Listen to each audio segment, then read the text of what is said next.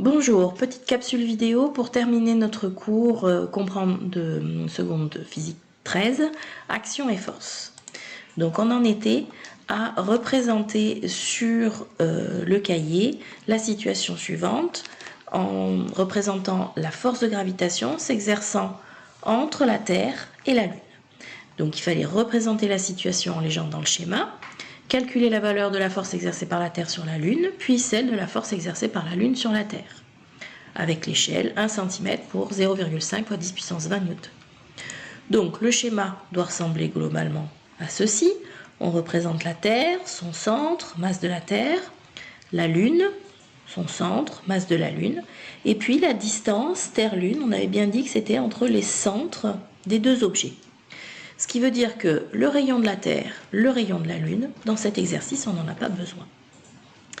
J'ai représenté très rapidement la force exercée par la Lune sur la Terre et la force exercée sur la Lune par la Terre. Ces deux forces s'exercent au centre des deux objets. La direction, c'est la droite qui va relier le centre des deux objets. Ensuite, si je m'intéresse à la Terre, le sens de la force est vers la Lune. Et si je m'intéresse à la Lune, le sens de la force exercée par la Terre sur la Lune, c'est vers la Terre.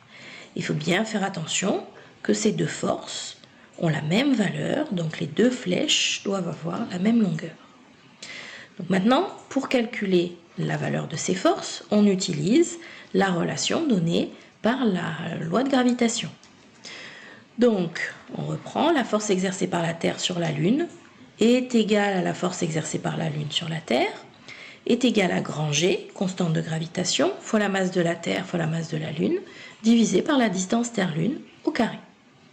On remplace grand G par sa valeur, la masse de la Terre par sa valeur, la masse de la Lune par sa valeur, et là on fait très attention.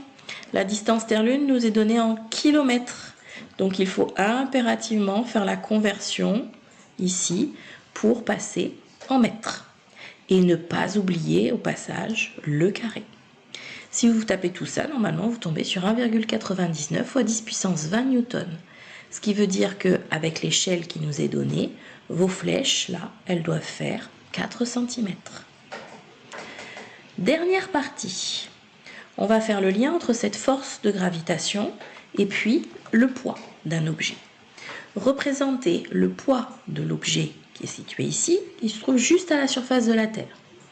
Donc on a revu que la direction c'est la verticale, le sens c'est vers le sol et le point d'application c'est le centre de l'objet. Alors le problème ici c'est de déterminer la verticale. Ne me faites pas un trait comme ça là, simplement parce que la verticale, on a l'habitude que c'est cette direction.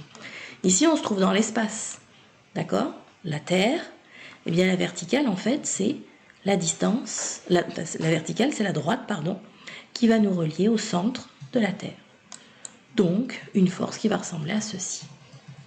Représenter la force de gravitation exercée par la Terre sur un objet à sa surface, et bien le centre de l'objet, le centre de la Terre, on a la direction et le sens vers la Terre. Pour le même objet, mais cette fois situé à l'altitude petit h, c'est-à-dire qu'on peut considérer un satellite. Et bien même chose, le centre de l'objet, le centre de la Terre est vers la Terre. Donner l'expression du poids P de l'objet de masse petit m. Ça c'est rappel aussi de troisième. P est égal à m fois petit g. Attention, c'est pas le même grand G de l'expression de la force de gravitation. Petit g vaut 9,8 newtons par kilogramme. Donc si je fais le calcul pour une masse de 100 grammes, ah ben non, je l'ai fait dans l'autre sens, pardon. Donc donner l'expression de la force de gravitation exercée par la Terre sur un objet de masse petit m, je réapplique la formule qu'on en a vue juste au-dessus. Le grand G, la masse de la Terre, la masse de l'objet, et la distance qui sépare le centre de l'objet du centre de la Terre, c'est le rayon de la Terre. Cette fois, on va pouvoir l'utiliser. Pour le cas d'un objet situé à une altitude petit h, si je regarde entre le centre de la Terre et le centre de l'objet, j'ai le rayon de la Terre plus petit h, que je vais donc retrouver ici au dénominateur.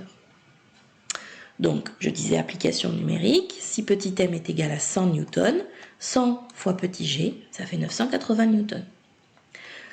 Pour la force de gravitation, vous remplacez par 667 fois 10 puissance moins 11 la masse de la Terre qu'on a vue dans l'exemple précédent, les 100 kg, et le rayon de la Terre qui valait 6400 km. Attention à ne pas oublier de faire la conversion en mètres. Et on trouve 970 newtons.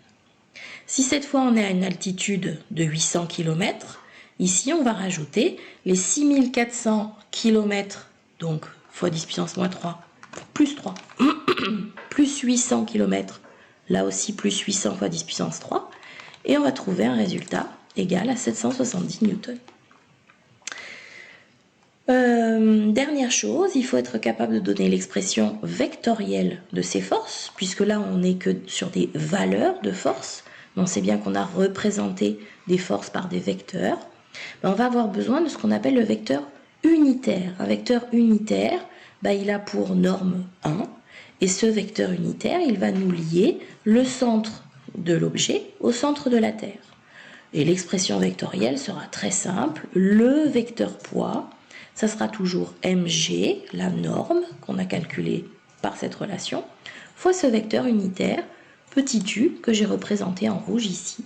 Et vous retrouvez vos deux vecteurs, p et u, sont collinéaires. Même chose pour la force de gravitation, avec le même vecteur unitaire, et la force de gravitation à une altitude petit h, avec le vecteur unitaire.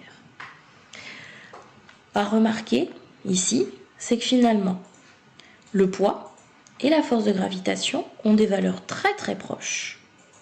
Elles s'expriment toutes les deux en fonction du vecteur unitaire petit u. Elles sont sur la même direction ici. Elles ont le même sens. Finalement, le poids et la force de gravitation sont des forces que, dans une première approximation, on peut identifier. C'est votre conclusion.